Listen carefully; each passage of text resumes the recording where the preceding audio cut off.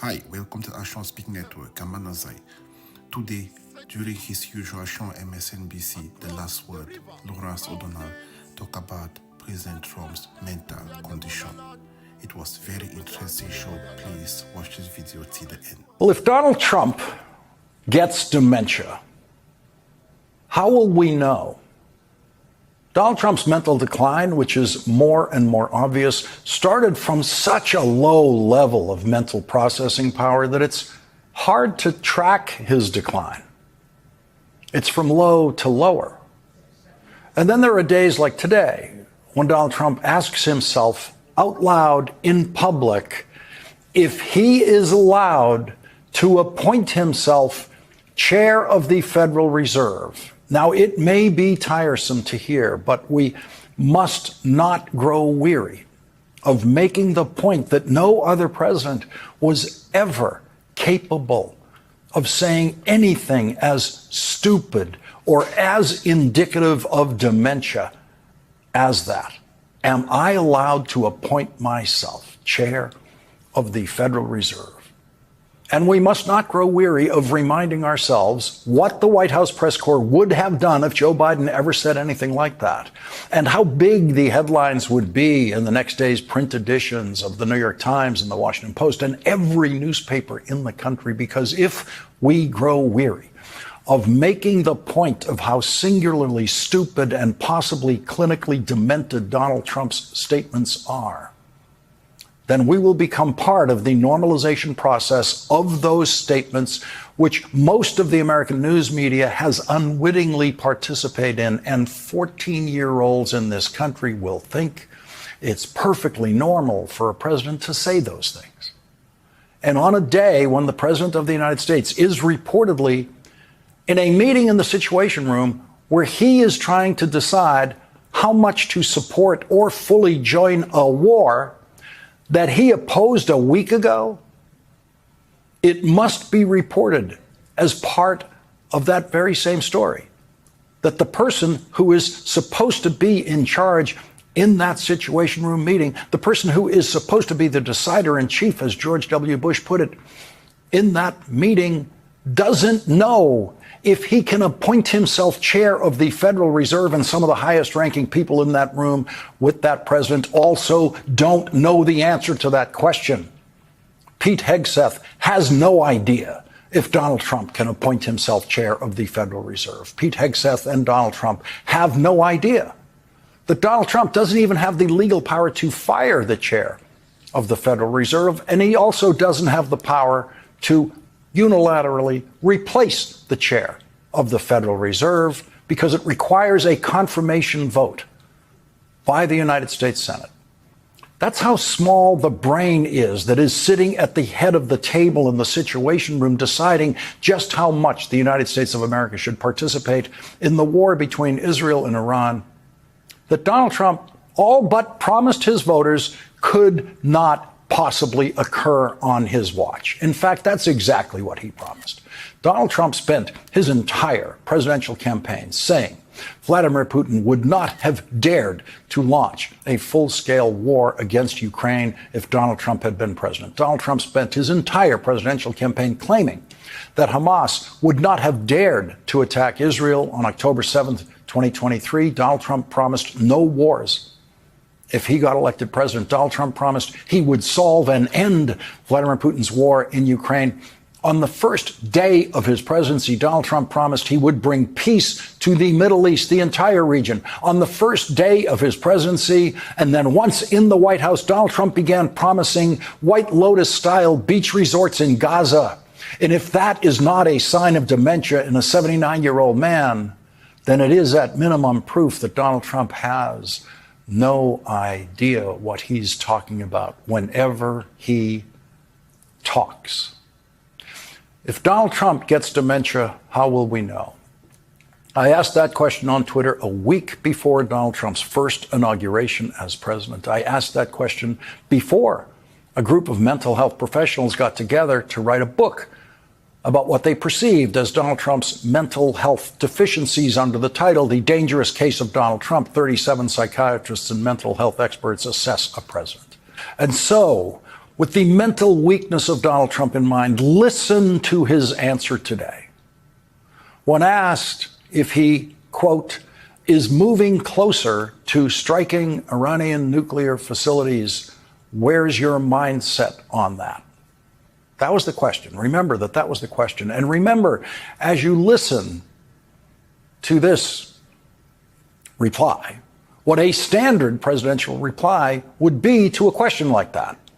No matter whether the president had already privately made a decision or not, a president would say things like all options are on the table in order to convey a variety of messages to the parties to the conflict, but still not turn over cards.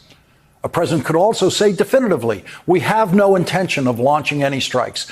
That is exactly what Donald Trump's Secretary of State said when this war began. Marco Rubio, who has absolutely no authority because he's not a real Secretary of State, he's just Donald Trump's Secretary of State. Marco Rubio issued this written statement a full 6 days ago. Tonight, Israel took unilateral action against Iran. We are not involved in strikes against Iran, and our top priority is protecting American forces in the region. Israel advised us that they believe this action was necessary for its self-defense. President Trump and the administration have taken all necessary steps to protect our forces and remain in close contact with our regional partners. Let me be clear, Iran should not target U.S. interests or personnel. 6 days ago. That was 6 days ago. Could not be more clear. And could not be more meaningless because that's Donald Trump's Secretary of State speaking. And today, when asked about striking Iran's nuclear facilities, Donald Trump said this. You don't know that I'm going to even do it. You don't know. I may do it. I may not do it. I mean, nobody knows what I'm going to do. That obviously includes Donald Trump. That sounds like a person who has no idea what he's going to do. And it sounds like a person who may not be in control of what he does. It sounds like a person who may unknowingly have surrendered control to a persuasion system that has been feeding and corroding what's left of his brain for the entire 21st century. A persuasion system operated by the Australian-turned-American citizen billionaire Rupert Murdoch, who, according to one of Rupert Murdoch's paid propagandists, preys on the weak minds of elderly Fox viewers. What they're doing is what they always do, which is just turning up the propaganda hose to full blast and just trying to, knock elderly Fox viewers off their feet and make them submit. That is Tucker Carlson's explanation for what Rupert Murdoch's Fox propaganda channel is doing to elderly viewers like 79-year-old Donald Trump, to make them submit to agreeing with sending the American military into a war with Iran. The elderly 79-year-old Fox viewer living in the White House has a mind that is at least as vulnerable to Rupert Murdoch's persuasion as anyone else glued to the Fox propaganda channel.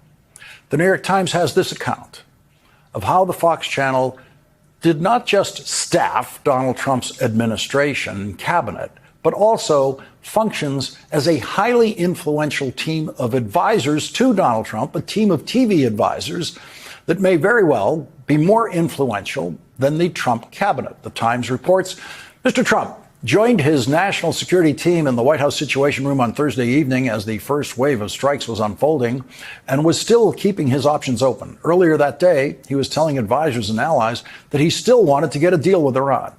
But as the night wore on and the Israelis landed a spectacular series of precision strikes against Iranian military leaders and strategic sites, Mr. Trump began to change his mind about his public posture.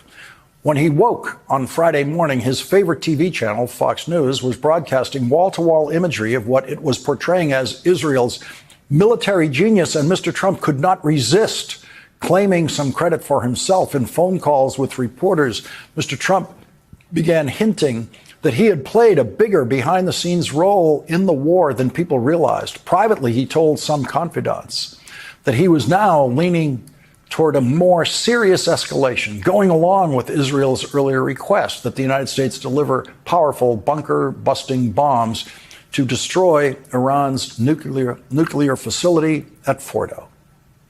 Donald Trump is now failing at trying to manage a huge argument that has divided America's most prominent Trump supporters. Tucker Carlson, who supported George W. Bush's war in Iraq, now opposes American involvement in the newest war in the Middle East, and managed to easily humiliate Texas Senator Rafael Cruz by asking him the question, how many people live in Iran? Senator Cruz was stumped. Senator Cruz, who favors a full USA versus Iraq style war in Iran, had no idea how many people live in Iran. That video has gone viral of one Trump-worshipping ignoramus arguing with an even more ignorant Trump worshiper. And Donald Trump's response has been to insult Tucker Carlson for getting fired by Fox after evidence in a defamation lawsuit that Fox lost revealed text messages of Tucker Carlson saying how much he really hates Donald Trump. When Tucker Carlson realized he couldn't make a living after Fox without publicly worshiping Donald Trump, Tucker Carlson fully submitted to that worship, and Donald Trump welcomed Tucker Carlson back into the fold, which is always, with Donald Trump, as Elon Musk has found out, a temporary welcome. No president has ever changed the subject as wildly and uncontrollably as Donald Trump. Donald Trump deliberately changed the subject from Elon Musk accusing him of being named in the investigative files of the criminal pedophilia investigation of Donald Trump's friend Jeffrey Epstein by sending federal troops into Los Angeles. Donald Trump commandeered the California National Guard in order to distract from Elon Musk saying Donald Trump is in the Epstein files, and to distract from Elon Musk attacking Donald Trump's budget bill for increasing the national debt by a greater amount than any piece of federal legislation ever has. A federal judge ruled that Donald Trump broke the law by commandeering the California National Guard.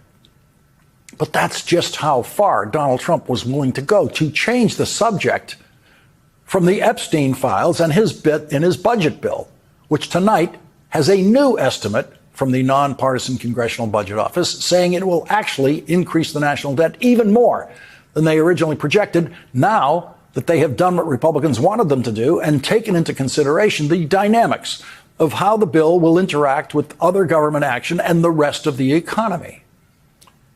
That was an example of Donald Trump deliberately changing the subject, but he also uncontrollably changes the subject by randomly blurting out madness. But none of that seems to be distracting from the public perception of just how much Donald Trump has failed at what voters said was the most important proposition in his candidacy for president the last time, which was his ability to control inflation. 61% of Americans disapprove of Donald Trump's handling of inflation and the cost of living. 60% disapprove of Donald Trump's tariffs and trade policy, and 79% say their economic situation is the same or worse as it was 1 year ago. Donald Trump promised voters the world. Donald Trump promised voters world peace. And Donald Trump promised voters that the leading economy in the world would soar just by electing him president, and inflation would drop dramatically on the first day just by electing him president. And it was all a lie by someone who is so stupid that he thought, or claimed that he thought, the tariffs imposed by the United States are paid by other countries. Americans now know who pays those tariffs. Donald Trump's 10-year lie about tariffs is all over. Americans know that Trump tariffs are Trump sales taxes imposed on Americans, paid by Americans only, on anything imported into this country like coffee and bananas and cars and baseball gloves. And because Donald Trump's tariffs have crashed the stock market multiple times and made economic planning for business and the Federal Reserve more challenging than ever, Donald Trump thinks that he can blame inflation and everything that voters fear about his economic policies on the chairman of the Federal Reserve, who Donald Trump appointed and who Joe Biden reappointed, and who is a Republican. And so once again, Donald Trump attacked Republican Jerome Powell, the chairman of the Federal Reserve. I call him Too Late Powell because he's always too late. I mean, if you look at him, every time I did this, I was right 100%. He was wrong. Maybe I should go to the Fed. Am I allowed to appoint myself, Doug? I don't know. Am I allowed to appoint myself at the Fed? I'd do a much better job. That's today. That's his attack today. Now, he never said that in his first term as president. Am I allowed to appoint myself? He was crazy, but he wasn't that crazy. He was stupid, but he wasn't that stupid. And then just to prove how he has no grasp of human relations, no grasp of how to persuade someone who you have no control over to do what you want that person to do. The stupidest man speaking into a microphone in Washington today said more about Jerome Powell, the chair of the Federal Reserve. And because I know Donald Trump's voice dulls the brain of any healthy person trying to make sense of the English language, I am going to read Donald Trump's words exactly as he spoke them, without submitting you to the mind-dulling, mind-fogging experience of the sound of those words coming from Donald Trump's voice. Because in a way, all of the words coming from Donald Trump's voice all the time all sound the same and are just a jumble to our ears so often that we don't really take in each one of them. And sometimes to clearly hear Donald Trump's cognitive confusion at work, you just need to hear the words spoken by someone else, anyone else. So, here's what Donald Trump said about Federal Reserve Chair Jerome Powell. Now we have a man that just refuses to lower the Fed rate, just refuses to. And he's not a smart person. I don't think he's even that political. I think he hates me. But that's okay. You know, he should. I call him every name in the book, trying to get him to do something. I've been nice to him. I do it always. I don't know how to sell. I've been so nice to him. Fellas, you wouldn't believe. Let's have dinner. Too late. I call him. Too late. Come on. Too late. Let's have dinner. I do it every way in the book. I'm nasty. I'm nice. Nothing works. He's like a stupid person. That's what he said. That's what he said about how he tries to persuade someone who he has no control over to try to do something that he wants him to do. Calls him a stupid person publicly, says he's nasty to him, says he's nice to him, just describes a flow of interpersonal madness that anyone on the other end of that madness would have to ignore just for their own sanity. We must never lose our capacity to be shocked by the sheer stupidity and rank ignorance of Donald Trump. And he gave us an example of that today in the Oval Office that I highlight here right now for historians to find 50 years from now, 100 years from now, when they are trying to describe just how stupid and ignorant Donald Trump was, especially how stupid and ignorant Donald Trump was while speaking in the Oval Office. This is one we can really hope future historians do not miss. A lot of wars there was no reason for. You look right up there, I don't know, see the Declaration of Independence, and I say, I wonder if the Civil War, it always seemed to me maybe that could have been solved without losing 600,000 plus people. History will find that there was a president of the United States who did not know that the Declaration of Independence was written and signed 85 years before the Civil War. You look right up there, I don't know, see the Declaration of Independence, and I say, I wonder if the Civil War always seemed to me, maybe that could have been solved without losing 600,000 plus people. That's what he said. So he looks at the Declaration of Independence on the wall, and then he thinks that the Declaration of Independence was the product of the Civil War. We've always known that Donald Trump could not possibly pass a high school AP history course. We've always known that Donald Trump couldn't pass any test in any high school history course. But now we know that he couldn't possibly have passed any history test in my third grade at St. Brendan's Elementary School in Boston, in Dorchester. We knew that order of history, what came first, in the third grade. Declaration of Independence first, Revolutionary War second, Civil War a distant third to those events. There are children in elementary school in America tonight who are laughing at that video that they just saw right now, especially kids on the West Coast where this show is airing early enough for them to see it. The psychiatrists promised us in the first year of the first Trump presidency that there was only one direction that his mental health could go. And every day, Donald Trump proves them right. Babylon, them.